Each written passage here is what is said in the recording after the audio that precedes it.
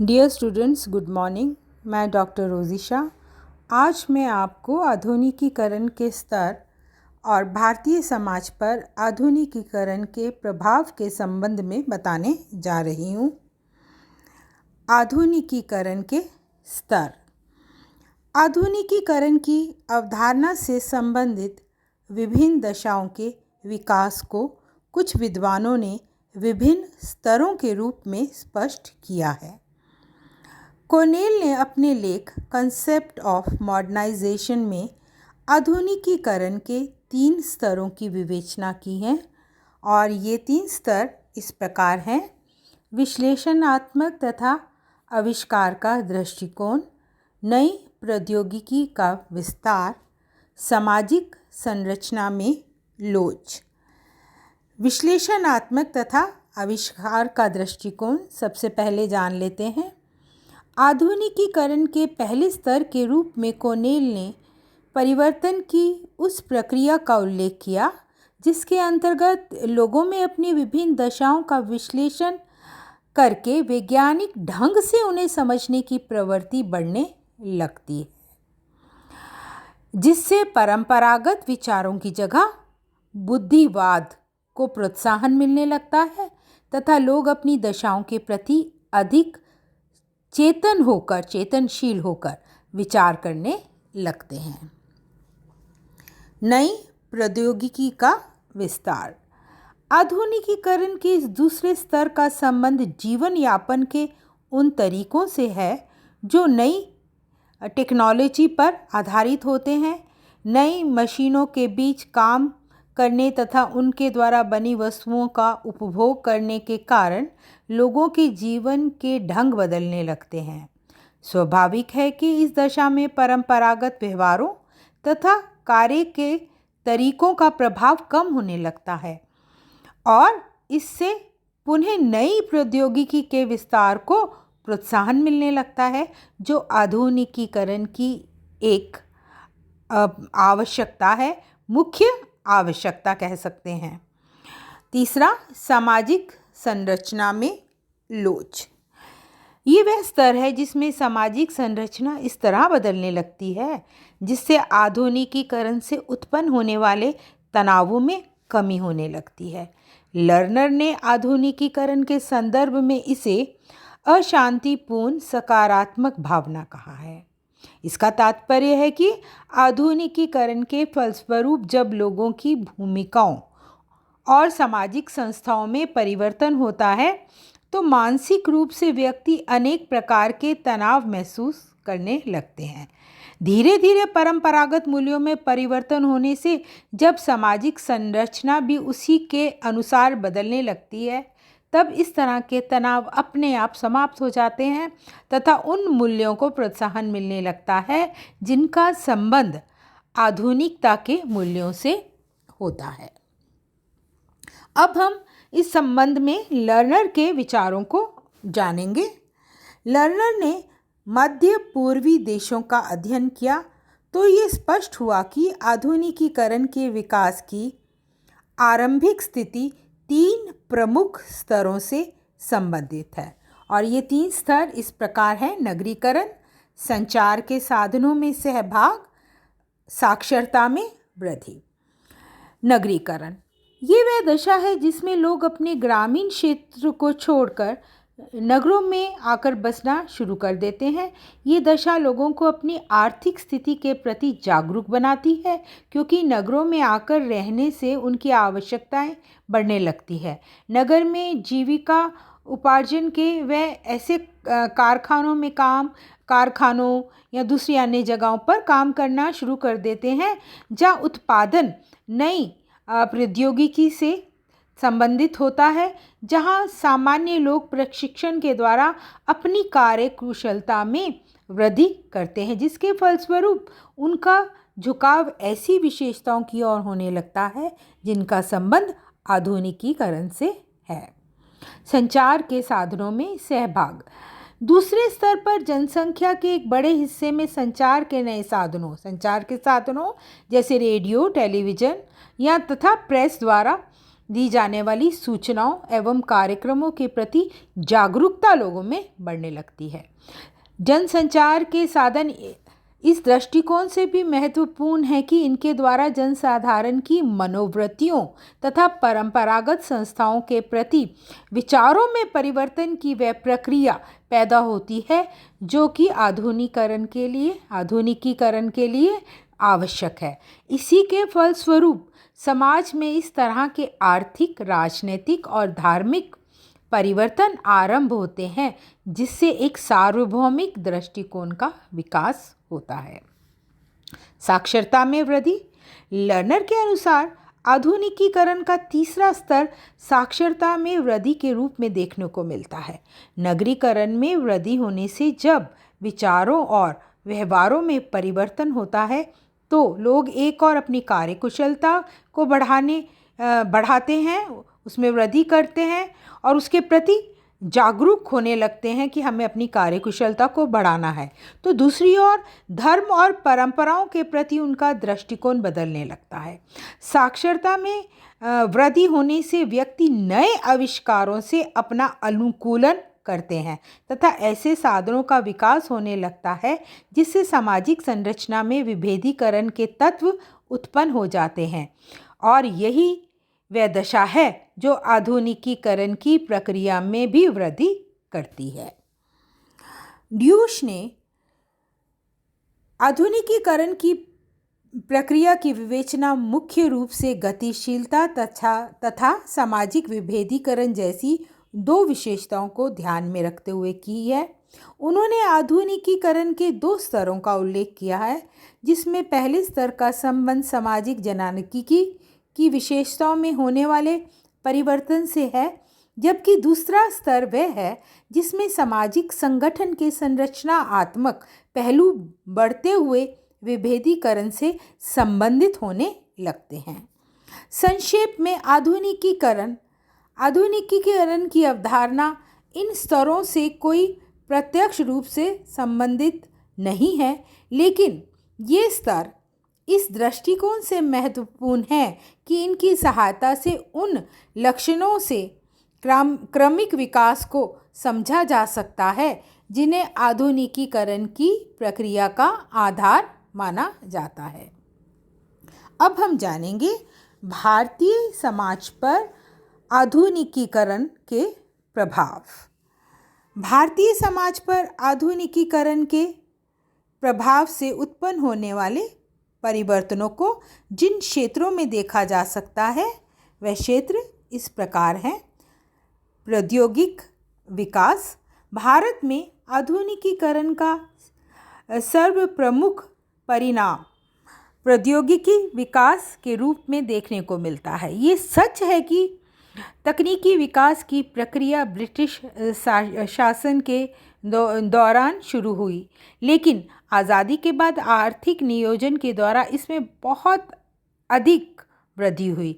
आज भारत में सूती कपड़ों, रासायनिक खादों, जूट, भारी मशीनों, बिजली के उपकरणों, दवाइयों, पेट्रोलियम पदार्थों के उत्पादन के बड़े बड़े कारखाने स्थापित हो चुके हैं। अणुशक्ति के क्षेत्र में भी भारत आत्मनिर्भर देश बन चुका है। प्रौद्योगिक विकास के साथ विभिन्न प्रकार के व्यवसायों में इतनी वृद्धि हुई है कि हमारे समाज में अनेक संरचनात्मक परिवर्तन होने लगे हैं। औद्योगिक विकास ने नगरीकरण की प्रक्रिया में भी वृद्धि की है। आधुनिकीकरण का एक अन्य प्रभाव गतिशीलता में वृद्धि होना है।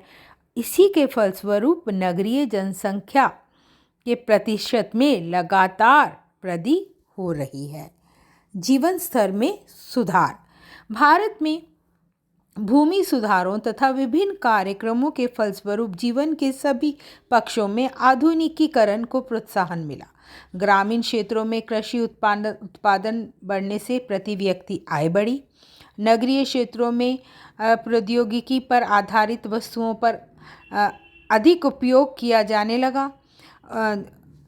कुछ समय पहले तक समाज के जो दुर्बल वर्ग जीवन की अनिवार्य सुविधा पाने से भी वंचित थे, उनमें भी चीनी और स्टील के बर्तनों का उपयोग जैसे बढ़ने लगा है। इसी प्रकार उनकी वेशभूषा तथा खान पान के स्तर में भी बहुत सुधार हुआ है। हम देखते हैं कि मोटरसाइकिल, टेलीविज़न, घड़ी, ट्रांजिस्टर, गैस का चूल्हा, प्रेशर कुकर और इसी प्रकार सौंदर्य प्रसाधन का उपयोग समाज का के दुर्बल जो कमज़ोर वर्ग है उसमें आज उन सब का उपयोग होना, इन चीज़ों का एक सामान्य बात होती जा रही है।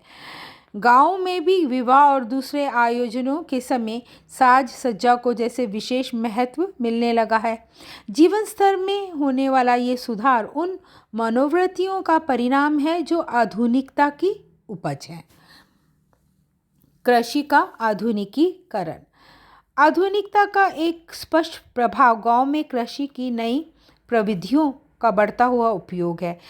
अब अधिकांश ग्रामीण ट्रैक्टर और इसी तरह से क्रशर, स्प्रे करना, कल्टीवेटर आदि का मशीनों का प्रयोग करके कृषि उत्पादन को बढ़ाने में लगे हुए हैं। अधिकांश किसानों द्वारा कीटनाशक, उन्नत बीजों और रासायनिक खादों का उपयोग किया जाने लगा है। खेती के साथ पशुओं की नस्लों को सुधारने के लिए भी ग्रामीणों में जागरूकता बढ़ी है। ग्रामीण विकास अधिकारियों से संपर्क करके वे लोग सभी जानकारियां लेने का भी प्रयत्न करते हैं जिनकी सहायता से उनकी कृषि उत्पादन में वृद्धि हो सके तथा उन्हें अपने उत्पादन का अच्छा मूल्य प्राप्त हो सके। इस बारे में भी वे ग्रामीण विकास अधिकारी से जानकारियां प्राप्त करते हैं। कृषि के आधुनिकीकरण से गांव और नगर के लोगों की दूरी कम हुई है तथा ग्रामीणों का विस्तार नगरों से और अन्य जो राज्य हैं उनसे बढ़ने लगा है। समाज सुधार को प्रोत्साहन। आधुनिकीकरण का सामाजिक संरचना पर सबसे स्पष्ट प्रभाव समाज सुधार की प्रक्रिया के रूप में भी देखने को मिलता है। आधुनिकीकरण से उत्पन्न होने वाली नई मनोवृत्तियों के परिणाम स्वरूप अंधविश्वासों, कुरीतियों का प्रभाव तेजी से कम होने लगा है, जो वर्षों तक भारतीय सामाजिक जीवन को विघटित करता रहा है।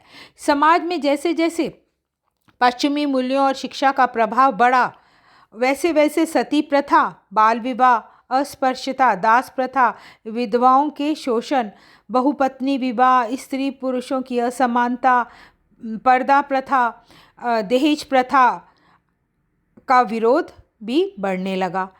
आज अंतर्जातीय इंटरकास्ट मैरिजेस, विवाहों में भी होने में भी वृद्धि हो रही है। आधुनिकीकरण का ही ये सब परिणाम है कि ये परिवर्तन आज हम देख रहे हैं।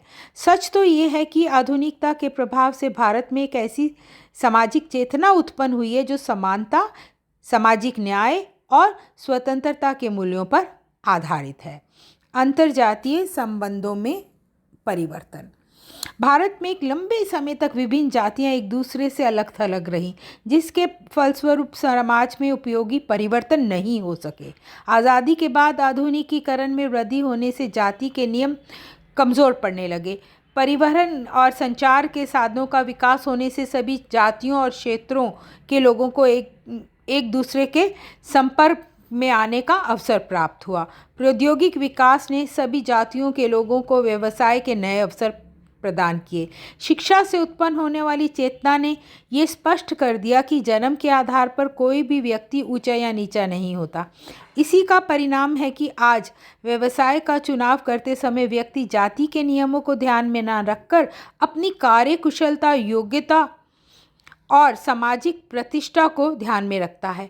गांव में जजमानी व्यवस्था से संबंधित अधिकांश जातियां अब अपने परंपरागत पेशों को, व्यवसायों को छोड़ चुकी है। जैसे नाई, धोबी, कुम्हार, माली जैसी जातियां नगरों में अपने व्यवसाय को आधुनिक रूप देकर अपने सामाजिक स्तर में सुधार लाना अच्छा समझने लगी है। विभिन्न जातियों के बीच खान पान की दूरी लगभग पूरी तरह समाप्त तो नहीं हुई, लेकिन समाप्त होने के कगार पर है। विभिन्न जातियों के बीच पारंपरिक संपर्क तथा सामाजिक आदान प्रदान में वृद्धि हो रही है।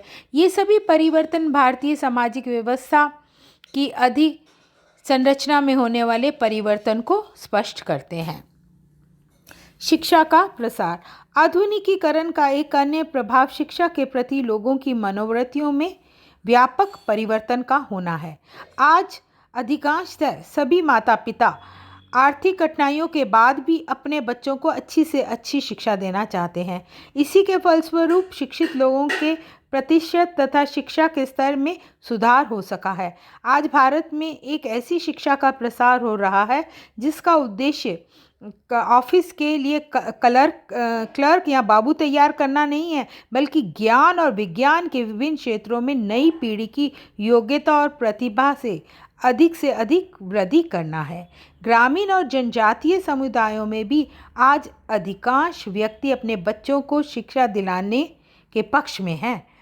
इसी प्रकार हम देखते हैं कि प्रौढ़ शिक्षा में भी लोगों की रुचि बढ़ रही है और वे उसमें सहभागी भी हो रहे हैं। वास्तविकता ये है कि शिक्षा आधुनिकीकरण का परिणाम ही नहीं है, बल्कि इससे स्वयं आधुनिकता में भी गुणात्मक रूप से वृद्धि हो रही है। लोकतांत्रिक नेतृत्व का विकास। ग्रामीण स्तर पर पंचायती राज्य व्यवस्था तथा विकास कार्यक्रमों के फलस्वरूप भारत में लोकतांत्रिक नेतृत्व का विकास हुआ। इससे भी आधुनिकीकरण के तत्वों को प्रोत्साहन मिला। ग्रामीण पर जाति पंचायतों का प्रभाव कम हो गया तथा सभी जातियों के लोगों की आर्थिक स्थिति, धर्म और लिंग के भेदभाव के बिना ग्रामीण राजनीति में हिस्सा लेने का अवसर मिलने लगा। जिन जमींदारों, जागीरदारों तथा उच्च जातियों के पास परंपरागत रूप से नेतृत्व के अधिकार थे, उनकी शक्ति कमज़ोर पड़ने लगी, शिथिल होने लगी। मताधिकार पर आधारित नेतृत्व के विकास से उन समूहों की शक्ति बढ़ गई जिनकी संख्या शक्ति अधिक है। नगरों में भी श्रमिक वर्ग को एक बड़े समुदाय का नेतृत्व करने का अवसर मिलने लगा। शक्ति संरचना में होने वाले इस परिवर्तन ने भी ऐसी मनोवृत्तियों को प्रोत्साहन दिया जो आधुनिकीकरण को बढ़ाने में सहायक सिद्ध होने लगी। सामाजिक मूल्यों एवं मनोवृत्तियों में परिवर्तन। आधुनिकीकरण के प्रभाव से भारत के परंपरागत मूल्यों में परिवर्तन होने के साथ ही विभिन्न वर्गों की मनोवृत्तियों में भी व्यापक परिवर्तन हुआ। अब अधिकांश लोग भाग्य की अपेक्षा व्यक्तिगत योग्यता और मेहनत को अधिक महत्व देने लगे हैं। जातिगत विभेदों की जगह समानता और सामाजिक न्याय के मूल्यों के प्रभाव में बढ़ोतरी हुई है। समाज के विभिन्न वर्ग लौकिक और तार्किक व्यवहारों के महत्व को समझने लगे हैं। धार्मिक कट्टरता के स्थान पर धर्मनिरपेक्ष विचारों का प्रभाव बढ़ा है। गतिशीलता जीवन का एक अभिन्न अंग बनती जा रही है। अपने से भिन्न धर्मों और जातियों के लोगों से संपर्क बढ़ाने के प्रति लोगों में जागरूकता बढ़ी है तथा कमज़ोर दुर्बल वर्गों के लोग भी अपने अधिकारों के प्रति जागरूक होने लगे हैं। ये सभी परिवर्तन भारतीय समाज पर आधुनिकीकरण के बढ़ते हुए प्रभाव को स्पष्ट करते हैं। संक्षेप में परंपरा तथा आधुनिकीकरण परस्पर संबंधित हैं और परस्पर एक दूसरे पर निर्भर है दशाएं हैं। कोई समाज कितना भी आधुनिक क्यों ना हो जाए, वहाँ किसी न किसी रूप में परंपराओं का प्रभाव हमेशा बना रहता है। दूसरी बात यह है कि जिन्हें आज हम आधुनिकीकरण के लक्षण कहते हैं, प्रौद्योगिक और वैचारिक प्रगति के साथ भविष्य में उन्हीं को समाज की परंपराओं के रूप में देखने की संभावना भी की जा सकती है। Thank you.